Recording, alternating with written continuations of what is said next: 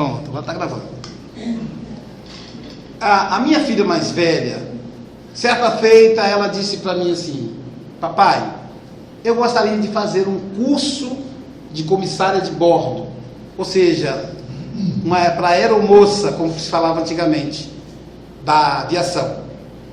E na ocasião eu fiquei pensando, ela disse: o problema, papai, é que aqui no Espírito Santo não tem esse curso. Para eu fazer, eu teria que me mudar para São Paulo ou Rio de Janeiro, e o curso não é barato. Eu confesso a vocês que eu fiquei tentado. Teria que vender algum patrimônio meu, carro, não sei, pegar um empréstimo em suaves prestações, como acontece muito no Brasil. Mas eu só não o fiz porque eu esperei dela uma atitude mais firme, uma insistência, para ver se ela queria aquilo mesmo.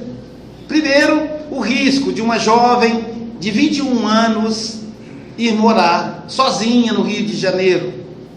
Não poderia morar num lugar mais seguro, um lugar, porque os aluguéis do Rio são muito caros. Teria que morar às vezes numa região de periferia, ou numa região de risco. Então ela tinha que ter convicção do que ela queria. E aí eu perguntei à minha esposa, meu coração estava apertado, porque eu queria ver o sonho da minha filha realizado.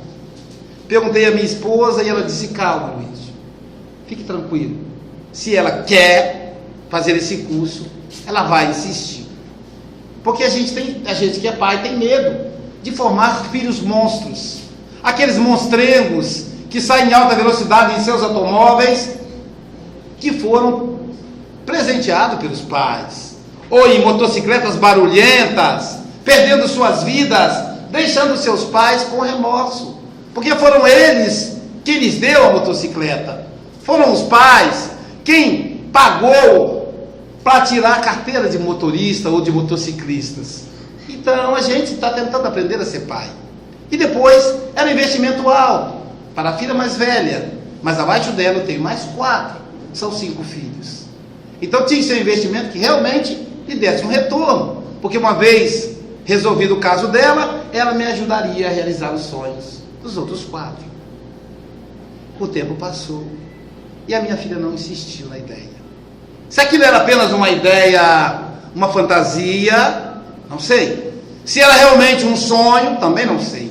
O fato é que se ela tivesse insistido, ela teria feito o curso de comissária de bordo. E o pai dela viajando pelo mundo todo, com certeza em alguma dessas viagens, poderia cruzar com a própria filha, que ficam tão bonitas aquelas jovens, de cabelos amarrados para cima, todas arrumadinhas, os rapazes também. Seria para mim uma honra. Então eu penso que Deus, o nosso Pai Celestial, tem um sentimento muito maior que o meu. Se eu, que sou um pai imperfeito, sonho em atender tinha toda a intenção do mundo em atender os sonhos da minha filha, imagine Deus, que é muito mais amor.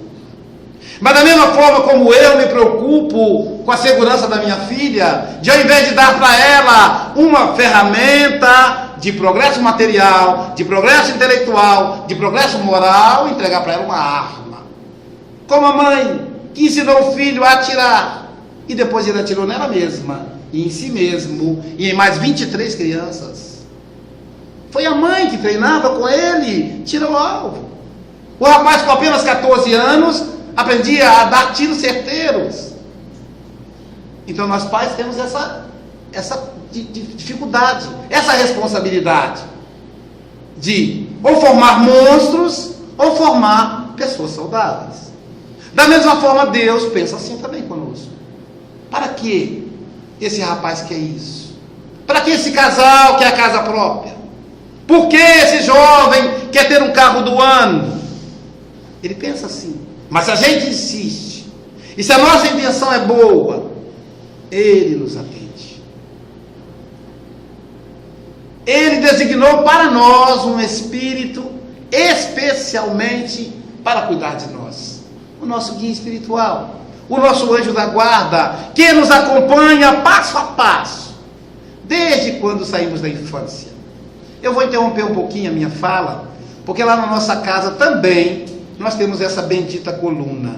Na nova sede, nós vamos fazer uma viga bem grossa para não ter coluna. E tem um companheiro bem na frente, bem atrás da coluna. Eu vou pedir a ele que sente na cadeira. Inclusive a gente aprendeu lá na nossa casa que a melhor posição para o palestrante é de frente para a coluna, para a pilastra, não é isso? Já aprendemos isso lá. Então quem estiver atrás da pilastra pode chegar para cá um pouquinho, para não ficar esticando o pescoço. Eu prometo que eu não vou sair dessa posição. Então quem está me vendo aqui não vai ter problema. Porque às vezes o palestrante vai para lá, vem para cá e a pessoa fica doida. Eu vou ficar aqui, ó. Então só vai perder quem está exatamente atrás dela. Mas então o Pai do céu também quer nos atender. E Deus atende a todos os nossos pedidos. Não naquilo que queremos, mas naquilo que precisamos. Mas atende todos. Todos. Eu tenho até medo de pedir agora. Porque tudo que eu peço, tudo que eu pedi, atendeu. Aí eu digo, meu Deus, tem que tomar cuidado agora. Vai que eu peço alguma coisa que não é tão boa, que vai me fazer mal, que vai me desencaminhar. Então a gente tem que tomar cuidado.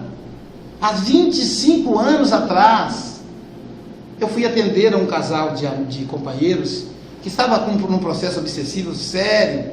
O filho estava envolvido em drogas, que morava em uma mansão no bairro São Judas Tadeu, em Guarapari. É o bairro mais nobre da cidade. E ali, depois de sair daquela casa confortável, piscina, quadra de basquete, que eu nunca sonhei, nem sonho ter, porque eu não teria como usufruir nessa vida. Mas era uma casa sofrida, cheia de dor. As paredes sangravam, porque aqueles dois, aquele pai e aquela mãe, daria todo aquele patrimônio para ver o filho livre das drogas. A droga que levou o filho para o túmulo. Eles não conseguiram salvar o filho. E ali naquele sofrimento, na implantação do culto no lar, eu olhei para aquela região e disse, puxa, aqui precisava construir uma casa espírita. Porque não é só o pobre que precisa de amor. Não é só o pobre que é carente. Aliás, não é só quem não tem dinheiro que é pobre. Existe o pobre de amor, o pobre de equilíbrio, o pobre de afeto. Existem muitos tipos de pobreza. O pobre de cultura. Então aquela família ali era pobre de afeto. E aí eu disse, nós podíamos ter uma casa espírita aqui. Isso há mais de 20 anos atrás. Eu ainda trabalhava no Allan Kardec. Fui lá como trabalhador do Allan Kardec para atender esse casal. E o terreno que adquirimos exatamente fica a 50 metros da casa. O terreno que vamos construir a nossa sede. Aí que eu me dei conta ontem, que agora eu estou no ritmo de avaliação de 2012 e planejamento de 2013. Então eu fico sensível, choro à toa, abraço todo mundo. Então eu estava pensando isso, gente, é o terreno. Olha como que é complicado a gente pedir a Deus. Então, a vida, imagine você entra num restaurante, você não quer comemorar a virada do ano em casa, porque não quer que a esposa tenha muita vasilha para lavar, ou a secretária está de folga. Senão você quer comemorar num restaurante, num lugar onde você possa comer e ir para casa, tranquilo. Quando você chega no restaurante, senta você, a família em volta, aí chega um garçom. O que é que o garçom diz? Primeira coisa que o garçom faz quando chega perto da gente em um restaurante. Vamos ver quem lembra. Primeira coisa, gente, que ele faz.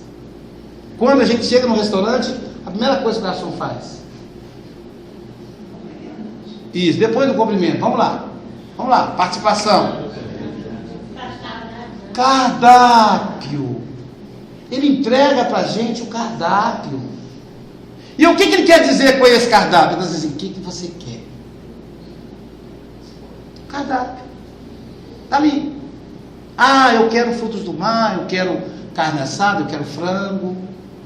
Ele entrega o cardápio. A vida nos oferece cardápio. Em 2013, o ano de 2013 está nesse momento nos oferecendo cardápio. O que você quer? Uns querem encher a cara, vão destruir o seu corpo físico no alcoolismo. Outros vão acelerar sensações fortes na drogadição. Outros destruirão seus casamentos no sexo desregrado. Outros optarão pela família, por uma maior proximidade, para estar próximo das pessoas amadas. Outros ainda optarão por servir Jesus. Outros ainda não optarão. Mas aí a vida opta por eles. Que é assim. O cardápio está ali. Se você não escolher, o garçom traz a sugestão da casa. Então a vida é desse jeito. E nós seremos atendidos no que quisermos. Somos nós quem escolhemos.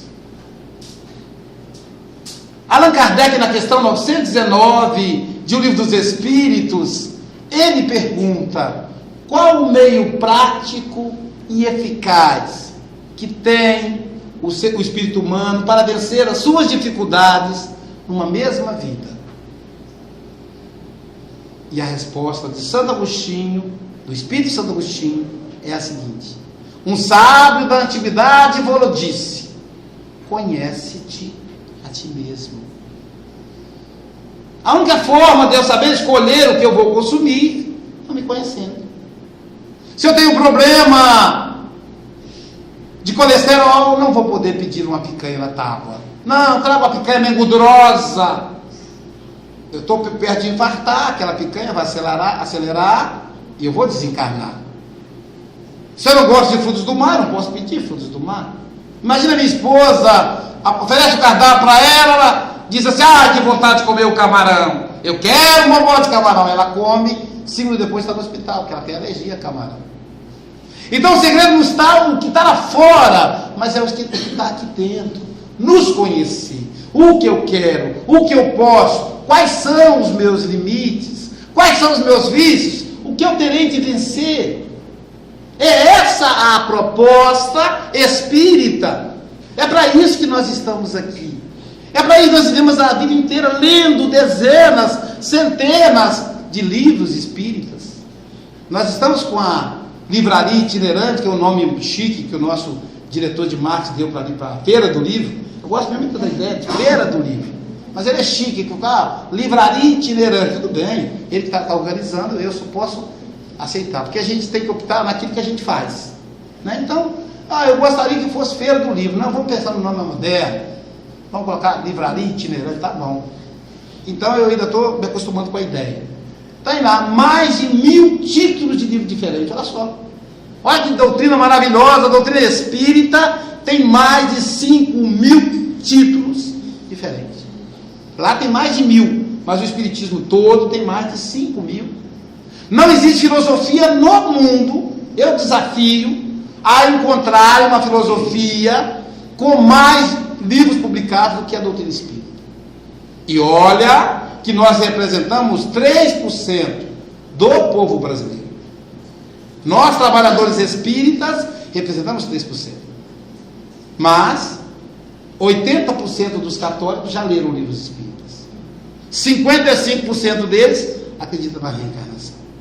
Então, esses 3% que conseguem fazer 80% ler, assistir novelas, ver filmes, ou seja, aquela pitada de sal que bate uma pitadinha para dar sabor à comida,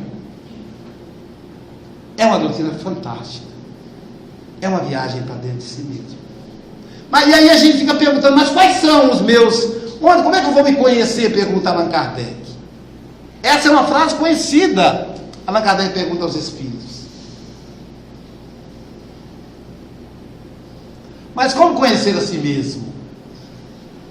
Aí na questão 919A, ou seja, a continuação da questão, Santo Agostinho diz: na última vida, na última encarnação, eu fazia o seguinte: depois de cada dia de trabalho, eu fazia uma revisão de tudo o que eu havia feito, de bom e de ruim.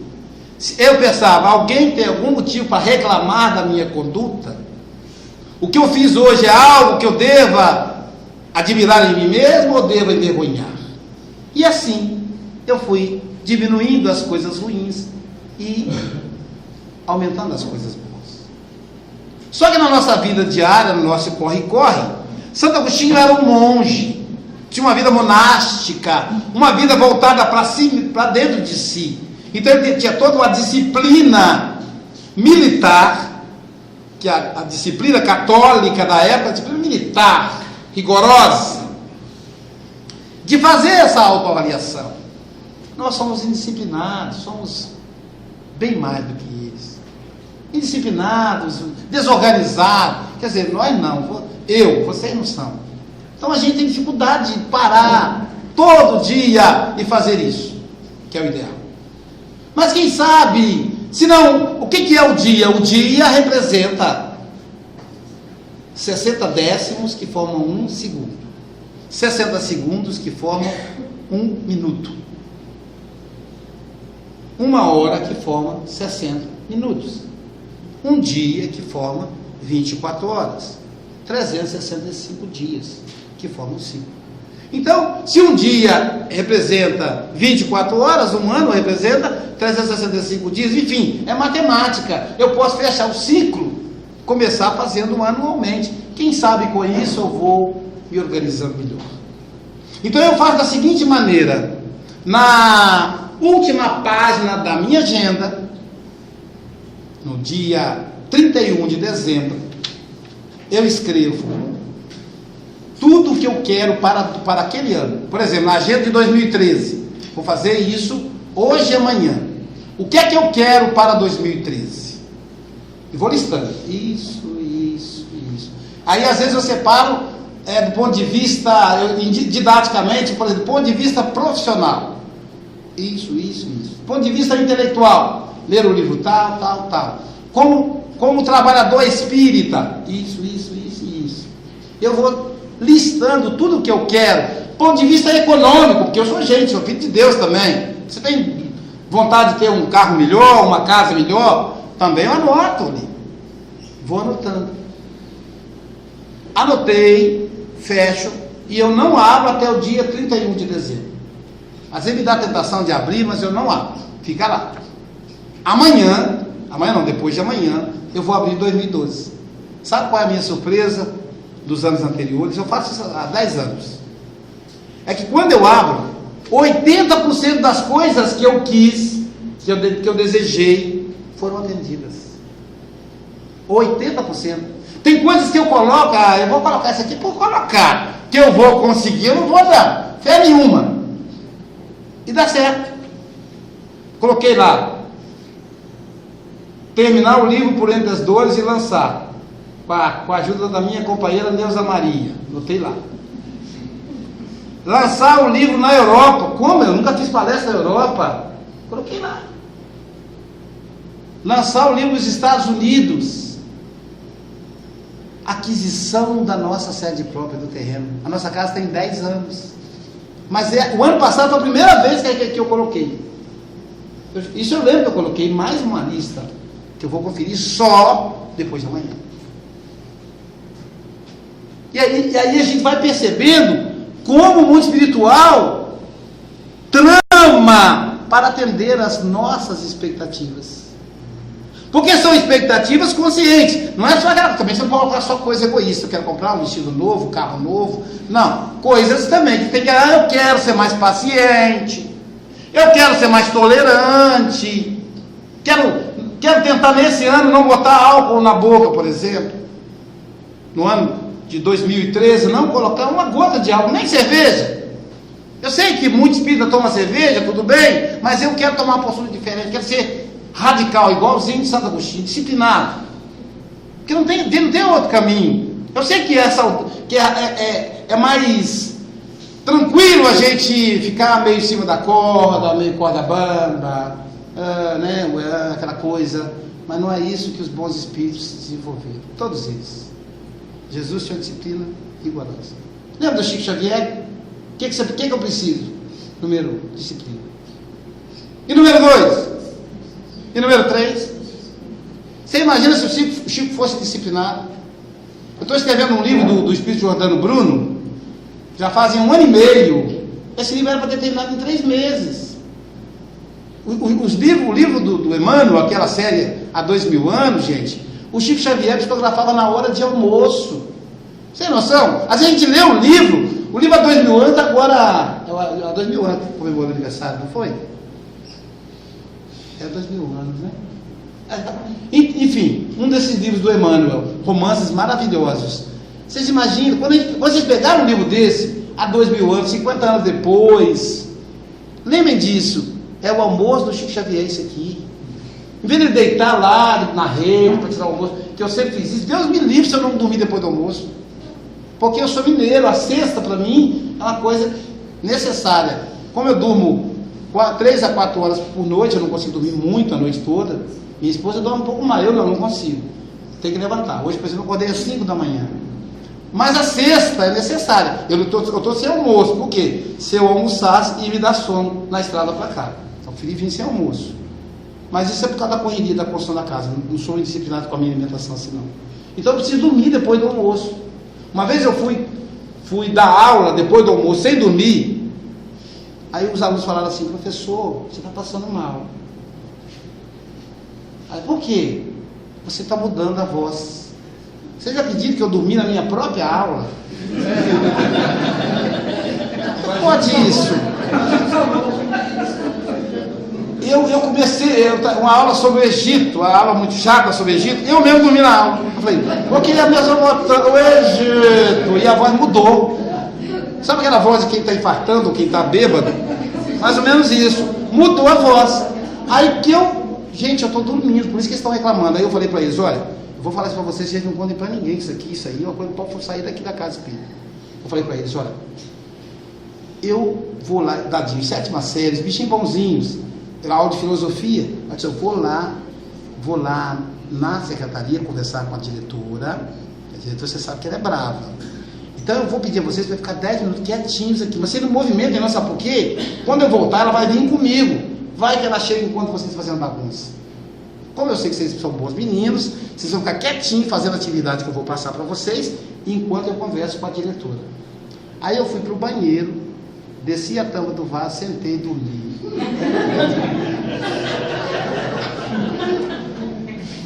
Isso aí é uma coisa que eu vou pagar no mundo espiritual. Recebi 10 minutos sem dar. Então, ao invés do Chico Xavier ter a cesta que eu, indisciplinado, tenho, não, ele usava para escrever. Então ele tinha que ter todo dia, estar de pé às 5 da manhã para escrever, que é o melhor horário para psicografar. De volta também dói um pouquinho. De volta tem mais de 200 livros publicados. E ele falou, eu acordo 4, 5 horas da manhã. Às vezes vai dormir 1, 2 horas da manhã, porque tem que fazer atendimento fraterno. Lá na Mansão do Caminho, acabou a palestra, tem várias filhas para atender. Vários atendentes. Um deles é o Divaldo. Aí o pessoal, quando vai dando 10h30, 11 horas da noite, o pessoal, Divaldo, estamos indo, hein? Todo mundo vai saindo e ele vai ficando, porque a fila dele está dobrando o quarteirão. Então ele vai até 1h30, 2 da manhã. No outro dia acorda às 5. Eu falei, você dorme muito pouco, Divaldo. Ele falou, não, meu filho, eu vou deixar para dormir quando eu desencarnar. Né? Então, né, tem aquela coisa do descanso, né? O cemitério tem esses nomes assim, paraíso, descanso eterno, né? Não tem esse negócio assim, paz eterna, é o nome que dá. Então deixa quando a gente morrer que a gente vai poder dormir à vontade, mas por agora tem que trabalhar. Então essa disciplina, já que nós não temos essa disciplina diária, que é o ideal, quem sabe fazer isso anualmente? Parar, refletir. Quais foram as coisas que eu fiz esse ano que me envergonharam? Só você com você mesmo, sem marido, sem esposa, sem filhos. Só você mesmo ali, quietinho, na beira da praia, no sítio, trancado no seu quarto, não importa.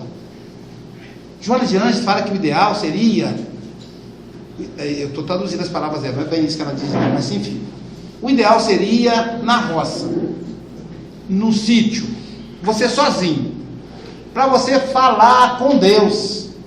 Ela fala que quando a gente for conversar com Deus, a gente deve abrir o coração e falar em voz alta, porque Deus às vezes é meio surdo, né? As igrejas fazem aquelas coisas alto, né? E pensa que Deus deve ser surdo. Então João de Anjos fala para a gente para fora. Ô Senhor, eu sei que eu não presto, que eu estou traindo meu marido, Senhor, como parar de fazer isso? Mas tem que ser quando no lugar sozinho, seu marido não pode estar perto não, que ele descobre. Né? Então assim, coloque para fora aquilo que te incomoda, porque a gente faz coisa que nos incomoda. E agora é o momento. Essa reforma íntima que a doutrina espírita nos convida. E aí a gente se pergunta, mas como fazer essa reforma íntima? Vou pedir licença a Fernanda e ao Luiz Fernando, Fernanda que é psicóloga, Luiz Fernando que é psicanalista, mas é o que Freud chama de projeção. Freud chama de projeção. O Dr. Rollo May, psiquiatra dos Estados Unidos, chama de homem espelho. E o Jung, Carl Gustav Jung, chama de sombra. O que é isso? As coisas dos outros que me incomodam.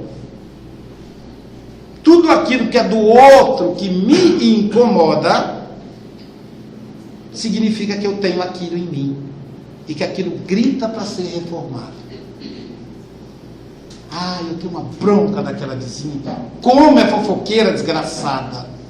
Olha, é a hora que eu olho para ela, está sempre ali, falando mal da vida dos outros, me dá uma raiva. Por que te dá essa raiva? Porque você é fofoqueiro. Porque senão você não se incomodava. Ah, fulano é uma pessoa que manipula os outros. Porque você também manipula. E a doutrina espírita nos convida a entrar dentro de nós mesmos e descobrir em que aspecto a gente se assemelha àquela pessoa. É por isso que Freud chama de projeção. Ou seja, eu não vejo o outro, eu me vejo no outro. Então, como o espelho ele dá a imagem refletida, são os nossos olhos, o cérebro é quem desfaz a inversão. Na verdade, nós só conseguimos nos ver olhando para o outro. Já viram família? A mãe e filha que detestam uma outra são muito parecidas. Gente, como a gente fala, como elas são parecidas? Deviam se amar, porque se parecem tanto. Aí a outra pessoa diz, 2 bicudos não se beijam. Tem essa história? Quer dizer, a gente vê, nós vemos nós mesmos refletido na imagem do outro. É como se o outro dissesse, é como se nós disséssemos para nós mesmos, olha o que você é. Então toda vez que a gente se incomodar, observemos o que nos incomoda no outro. Eu falo com os meus alunos na faculdade, que eu dou aula de psicologia, eu digo para eles assim, os homofóbicos, por exemplo, por que a pessoa se incomoda com o homossexual? Porque ela é homossexual. Ela se incomoda com o que está nela no outro. Porque se ela não é homossexual, se ela é convicta, ela não se incomoda. Ela aceita tranquilamente. Existe algum distúrbio, algum desequilíbrio não resolvido na sexualidade daquela pessoa e ela se incomoda.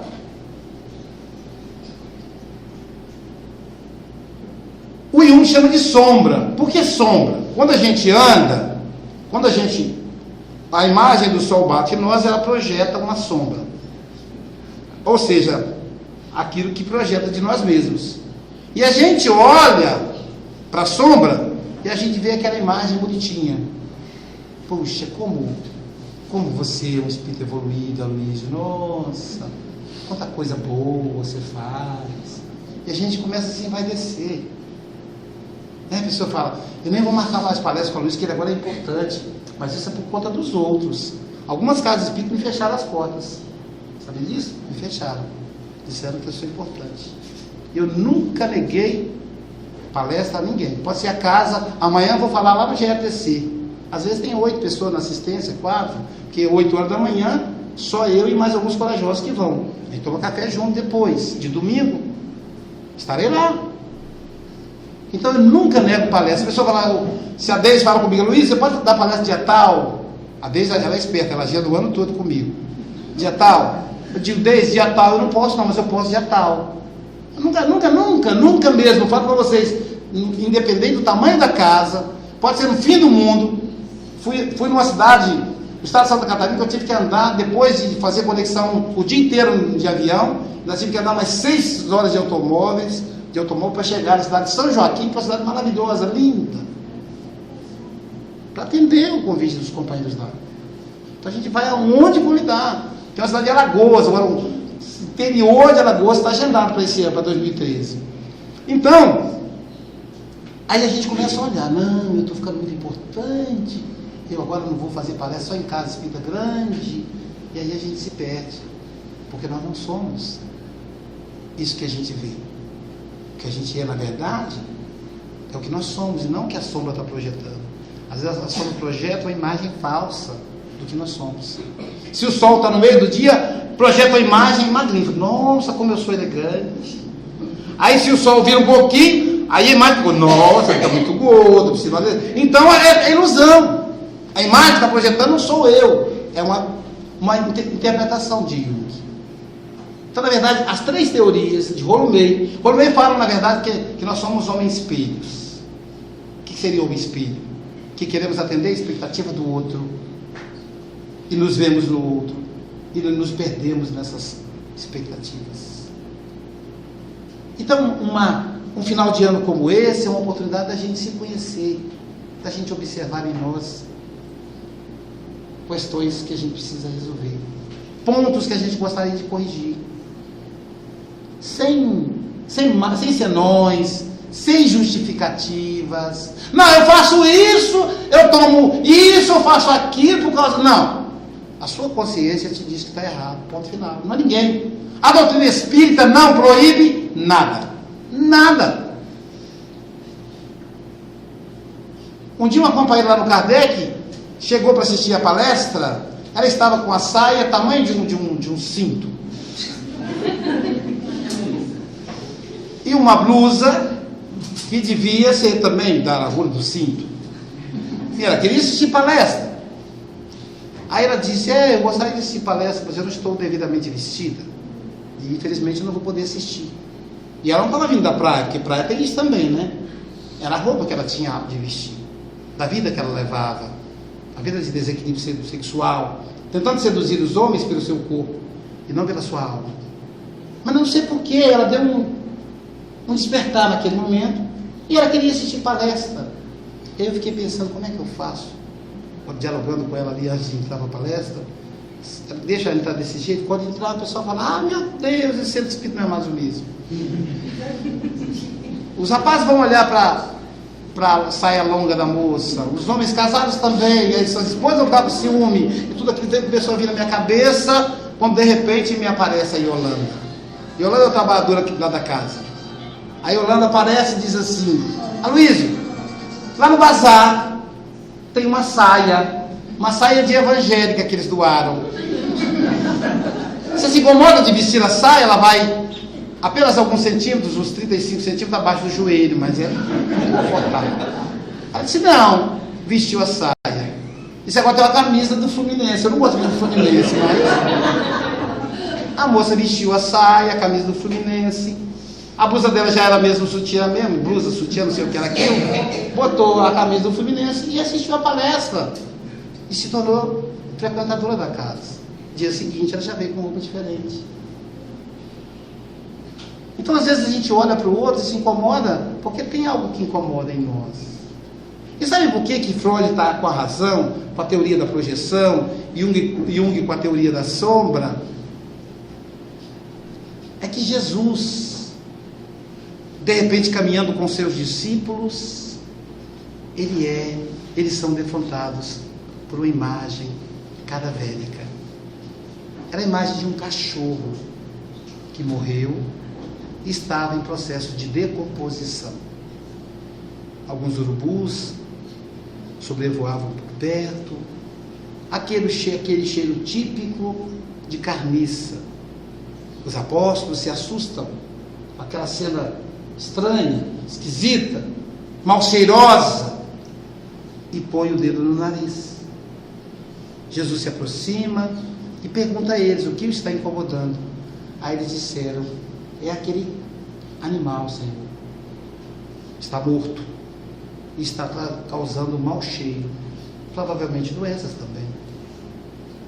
Jesus então olha para o animal, sem pôr a mão no nariz, e diz assim: que belos dentes tinha esse cão.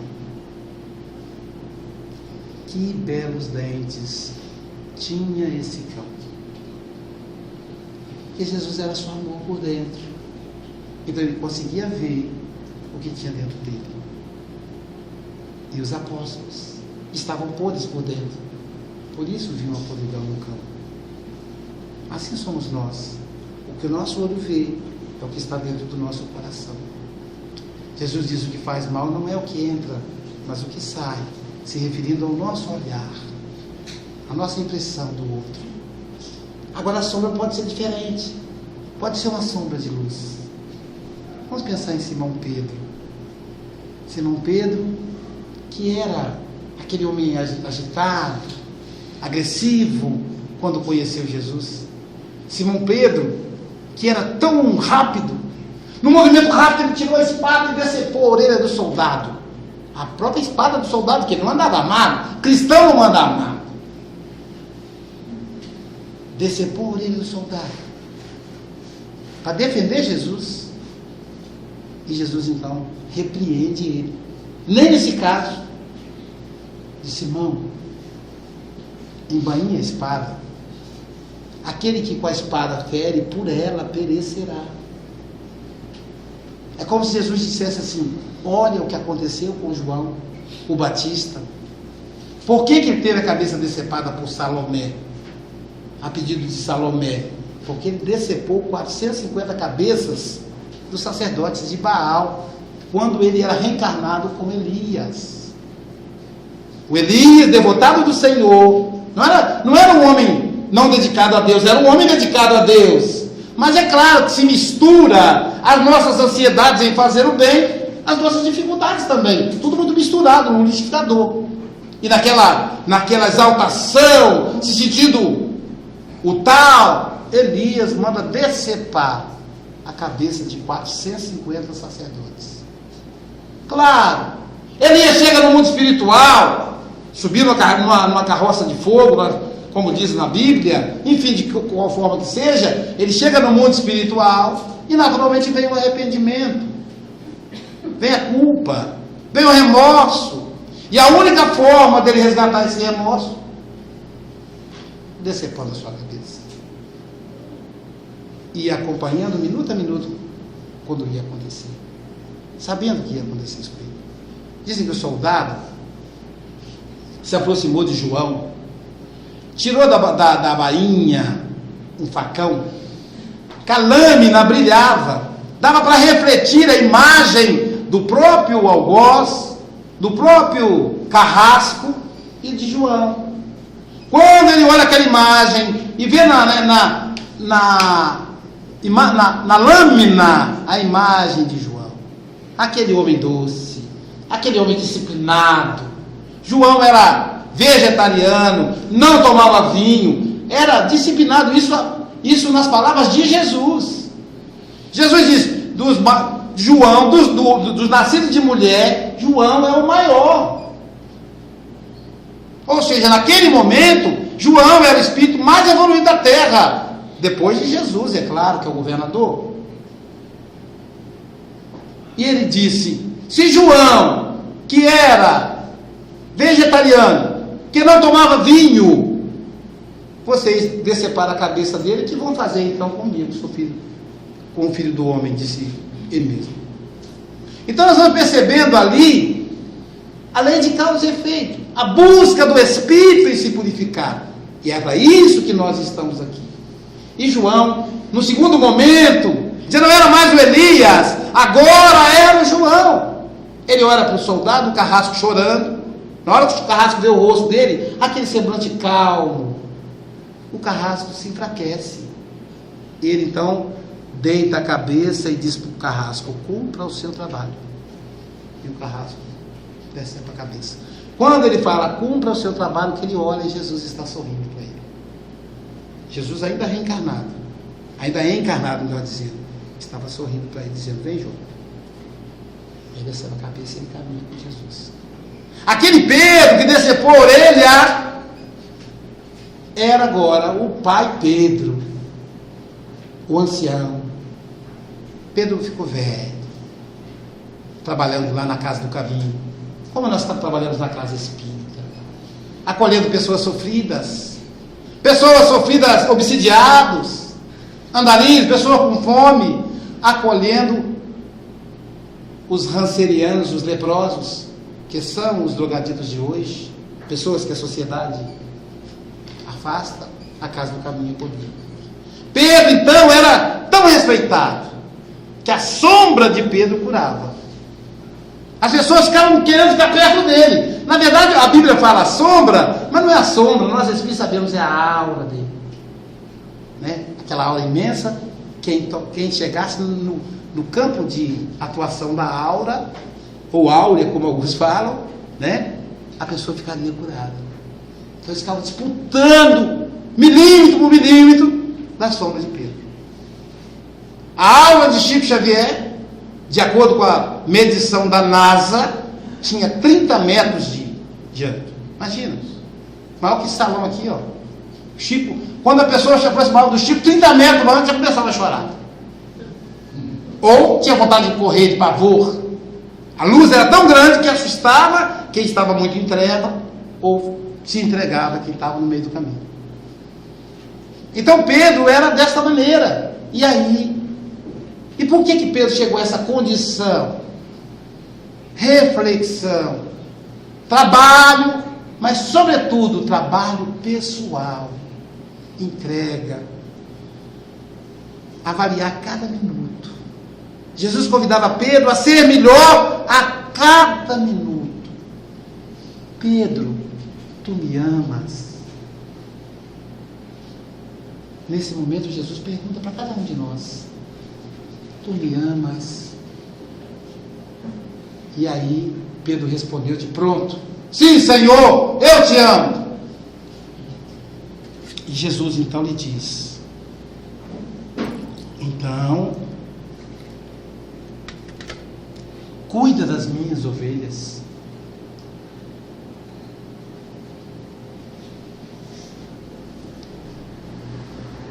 E Pedro disse: Senhor. Naturalmente baixou a cabeça, feliz da vida. Eu comecei a perguntar assim: você é espírita, Luiz? Sou. Então faça a palestra. Eu digo: faço. Então digo: agora sim, eu provei que eu sou espírita. Pedro deve ter pensado assim também. Agora sim, senhor.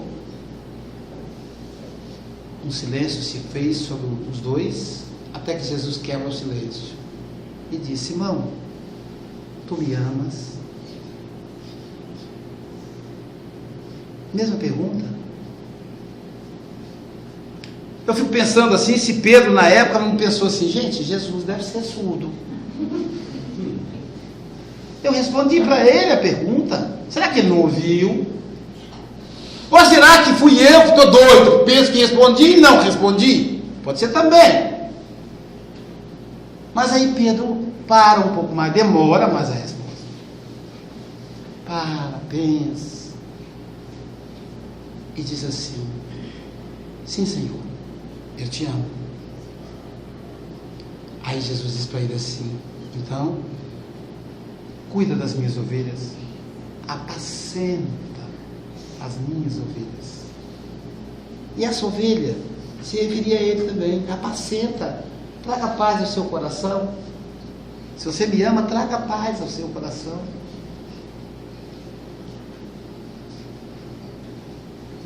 Pedro falou para ele: sim, Senhor. Se fosse cada um de nós, dizia: você me ama? Senhor, eu te amo. Claro que pensando um pouco mais, não fazer palestra só não resolve. Então, pensa nas pessoas doentes, que precisam de uma visita. Pensa nas crianças que precisam ser evangelizadas. Pensa nos idosos que precisam ser visitados lá do Abedalma. Pensa nos deficientes visuais que precisam do amparo. Essa casa é a casa referência no Espírito Santo no trabalho com os deficientes visuais. Pensa nos presidiários, que também aqui tem um trabalho belíssimo nesse campo. Você já participa de alguma dessas tarefas? Pois é, se você me ama, você vai participar. Ou você me ama só da boca para fora? Então a gente vai ficar. Falamos, mas não estamos convictos da nossa resposta. E como a nossa resposta não convenceu nem a nós mesmos, Jesus faz Pedro a terceira vez a pergunta. Pedro, Simão, ele disse, Senhor, mas já assustado. Tu me amas? Eu acho que Pedro pensou assim, gente, não, Jesus não é surdo, não é esse o problema. Eu também não estou doido, não é isso. Eu não consegui responder a pergunta. Para eu responder essa pergunta, eu tenho que pensar como está o meu lar, a minha relação com eles. Meu lar não é perfeito, não tem que ser perfeito, mas como está a minha relação? Eu tenho mágoa de alguém de casa, estou de mal com a esposa, com o filho, com o pai, com o primo, com o cunhado. Aliás, cunhado a gente sempre de vez em quando tem esse probleminha, mas enfim, eu tenho problema com a sogra. Eu tenho que pensar nisso, senão eu não posso responder. Como está o meu trabalho? Tem alguém ali que não me desce? Que eu tenho uma raiva danada dela ou dele? A outra pessoa pode ter raiva. Se ela tiver raiva de nós, é problema dela. Se eu tenho raiva, é problema meu. Nós não seremos aceitos por todos. Isso é ilusão, nem Jesus foi. Mas nós temos que aceitar os outros como eles são. E como é que está o encontro comigo mesmo? Como é que eu estou por dentro? O meu momento de oração, o meu momento de vida espiritual. Eu tenho me dedicado um dia por semana à vida espiritual? Na Bíblia diz, no sábado, mas pode ser sábado, domingo, segundo, o dia que você puder.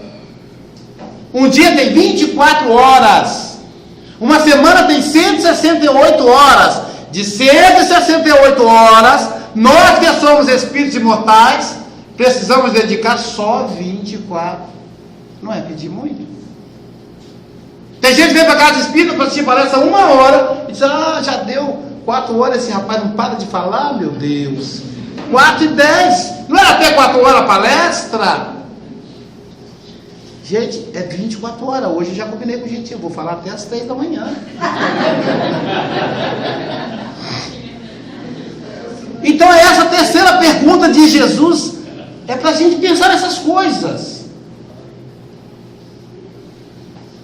Lá na Europa, lá nos Estados Unidos agora, lá eu encontrei frio de 10 graus abaixo de zero. Que loucura isso, né? Eu achei que nem ia aguentar. Porque com zero não congela. Eu falei, bom, se congela, quando der 10, já está aí durinho lá, né? Mas dentro de casa, aquecido, você olha lá fora, nem parece estar frio. Quando você sai, que assusta. Infelizmente, eu só peguei neve assim um pouquinho na mão, caiu aquelas... Eu falei, gente, olha, o pessoal está jogando bolinha de isopor das janelas. Não, era neve. Aquela coisinha branquinha, levinha, ela é leve, uma coisa gelada, mas é levinho. Caiu um pouquinho em Nova York, só para poder não voltar dizendo que eu não via neve. Mas então, com aquele frio, algumas pessoas usam blusa até o queixo. Na minha juventude, que tem muito pouco tempo, usava uma coisa chamada blusa cacharel, que é uma blusa que você quer uma beleza, você coloca ela no corpo, ela se encaixa no seu corpo. Então a pessoa tem que estar até em forma, senão também padece. Ela se adapta ao corpo. E ela vem até aqui assim, você tem que dobrar, então ela encaixa até o queixo. Aí eu pensei, eu aqui nos Estados Unidos com a blusa cacharel, e mais aquela japona, uma blusa que eles têm lá, aqui não é um milagre, uma blusa de fininha, com tecido de tergal, de plástico, sei lá o quê, não vai esfriando dentro. Você tendo aquela blusa, eu descobri para ir para os Estados Unidos, porque como o Sérgio adiantou, a minha bagagem de despacho, porque espírita faz despacho também, eu fiz despacho, a minha bagagem de despacho, que eu despachei, só livro, a roupa eu levei na bagagem de mão, só livro, porque é caríssimo para mandar livro para lá, a gente tem que levar na bagagem, Para a Europa foi a mesma coisa. 64 quilos que eu tenho, 65 de livro. Aí a pessoa olha lá, o espírito fala, deixa eu passar mais 1 quilo aí. Só livro. E na roupa, na mão, bagagem de mão. Ainda levei alguns livros na bagagem de mão, ainda disfarçado ali ainda, né, porque se pesar não passa. 5 quilos só, mas passou, tá vendo? Então, pouca roupa. Mas aquela blusa, uma beleza. Você pode repetir a camisa que ninguém repara. Você está sempre com a mesma blusa, mas blusa todo mundo usa a mesma. Então tá tudo certo. Mas uma blusa cacharel. E aí, qual é o problema da blusa cacharel? Para pessoa, tem pessoa que é neurótica. Já viu? Tem pessoa que, para tirar roupa, tem que tirar a roupa do lado certo. A roupa não pode ficar lá dos avessos. Já viu? Tem gente que é assim. Tem gente que é tão relaxada, adolescente às vezes, né? Que é aquela fase disciplinada, eles tiram a calça pelo pé assim, e vai deixando para trás ali, né? As marcas deles. Mas depois que fica adulto, fica neurótico. Quer tirar só pelo lado direito. Sacode assim para não amassar, não é assim? Mas quem é neurótico assim sofre com a blusa cacharel. Porque ela não sai pelo lado direito. Você faz o esforço, quando ela sai pelo lado esquerdo. Por quê? Quando você vai tirar, a manga aqui, ela sai ao contrário. A cabeça também sai ao contrário. Então, quando você acaba de tirar a blusa, ela está do lado avesso. Eu acho que foi isso que Pedro sentiu. Como se fosse uma blusa cacharel que alguém acabou de tirar. Ele ficou do lado avesso. Ele viajou para dentro dele mesmo. E conheceu aquele Pedro que começou agressivo. E conheceu aquele Pedro que aprendia com Jesus, aquele que acompanhava o Senhor nos momentos mais ilustres. Aquele mesmo Pedro que alguém disse, aquele ali é amigo de Jesus.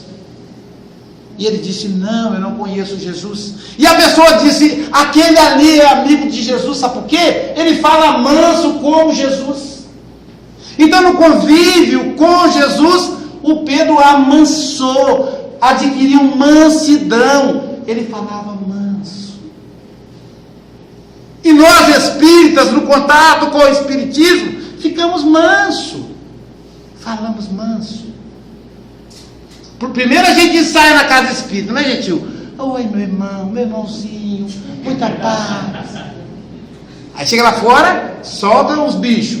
Depois a gente vai treinando. Aí lá fora também fala, ai, meu irmão, muita paz. Aí lá na rua, na esquina, enfeita chocolate garoto, meu irmão, muita paz. Daqui a pouquinho tá fazendo em casa. A esposa fala, não, fulano de tal. Minha irmã não, mas muita paz pra você. E aí a gente amansa. É verdade. Os nossos companheiros, a esposa, o marido, é quem percebe isso, a gente não percebe. Fulano, você lembra, fulano, como é que era? Depois você começou a ir nesse negócio de espiritismo. Olha como é que ele está. Está mais manso. Está mais calmo. Olha que beleza do que o Espírito faz conosco. Então Pedro mergulhou dentro dele tudo e pensou nisso tudo, gente. Ele fez uma viagem de 365 dias. Que é o que nós propomos hoje. Para dentro de si mesmo. Para construir 365 dias diferentes de futuro. E aí Pedro responde Jesus. Diferente. Pedro fala assim, Senhor, de todo o meu coração, sentimento. De todo o meu coração, sentimento. De toda a minha alma, Senhor, razão. Eu te amo. As duas coisas juntas. Eu te amo. E que a gente possa dizer a Jesus, Senhor, de todo o meu coração, de toda a minha alma, Senhor, que a gente possa dizer, eu te amo. Venha encontrar comigo, Jesus. Eu quero encontrar o Senhor. Fala para mim, Senhor, eu só quero escutar. Eu hoje não quero pedir. Eu hoje não vou agradecer. Eu hoje só quero escutar. Fala no meu coração. Porque eu te amo. Muita paz a todos. Muito obrigado. Quer aplaudir? Pode aplaudir.